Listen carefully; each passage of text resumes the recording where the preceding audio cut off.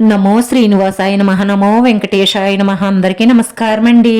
ప్రతిరోజు రాశి ఫలితాలు తెలుసుకోవడానికి ఇంకా మన ఛానల్ సబ్స్క్రైబ్ చేసుకోకపోతే ప్లీజ్ సబ్స్క్రైబ్ చేసుకోండి.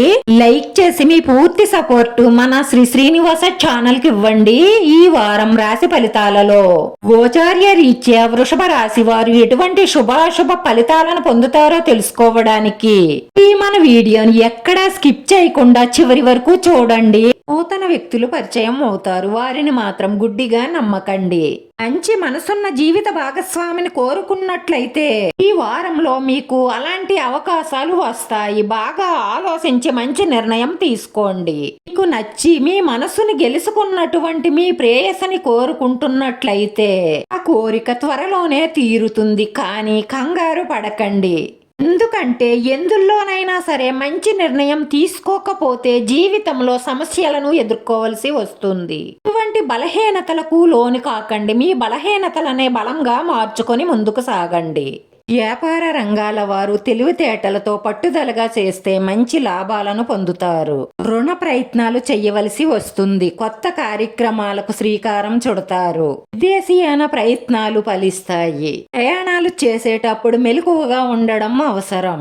మంచి స్థానచలన మార్పులు గోచరిస్తున్నాయి. ప్రయత్న కార్యాలకు ఆటంకాలు ఏర్పడే అవకాశాలు ఉన్నాయి, జాగ్రత్త. చెడు వ్యసనాలకు, చెడు స్నేహాలకు, చెడు పనులకు దూరంగా ఉండడం మీకు అన్ని విధాలా మంచిది. ఆర్థిక ఇబ్బందులతో సతమతం అయ్యేవారు ధైర్యంగా ఉండండి. మీకు మంచి రోజులు రాబోతున్నాయి. మనోవిచారాన్ని కలిగి ఉంటారు. ధైర్యంగా ఉండండి, ప్రశాంతంగా ఉంటుంది. స్వచ్ఛమైన ప్రేమలో ఉన్న వారికి పెళ్లి చేసుకునే అవకాశాలు వస్తాయి. మనసుకు సంబంధించిన రిలేషన్ కోరుకుంటారు. ప్రేమ భాగస్వామి కోసం మీరు చేసే అన్వేషణ పూర్తయ్యే అవకాశాలు ఉన్నాయి. మీద ఎప్పటి నుంచో కక్ష పెట్టుకున్న ఒక స్త్రీ పగ తీర్చుకోవడానికి మీపై మానసికంగా హాని చెయ్యడానికి ప్రయత్నిస్తుంది. అది విఫలం అయితే శారీరకంగా కూడా హాని చెయ్యడానికి ప్రయత్నాలు అయితే జరుగుతున్నాయి. జాగ్రత్తగా ఉండండి. వారంలో అదృష్టం కలిసి వస్తుంది. శుభవార్తలు అందుకుంటారు. స్థిరాస్తులకు సంబంధించిన సమస్యలను పరిష్కరించుకుంటారు. దైవ దర్శనం చేసుకుంటారు.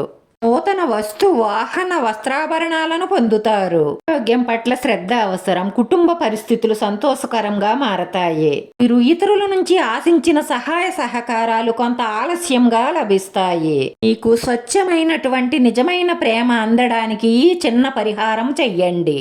2 తమలపాకులు తీసుకుని 2 తమలపాకుల మధ్యలో పచ్చకర్పూరం పెట్టి దాన్ని పొట్లంగా కట్టి మీ ఇష్టదైవం పాదాల దగ్గర ఉంచి మనస్ఫూర్తిగా మీ మనసులో ఉన్న కోరిక చెప్పుకొని దండం పెట్టుకోండి.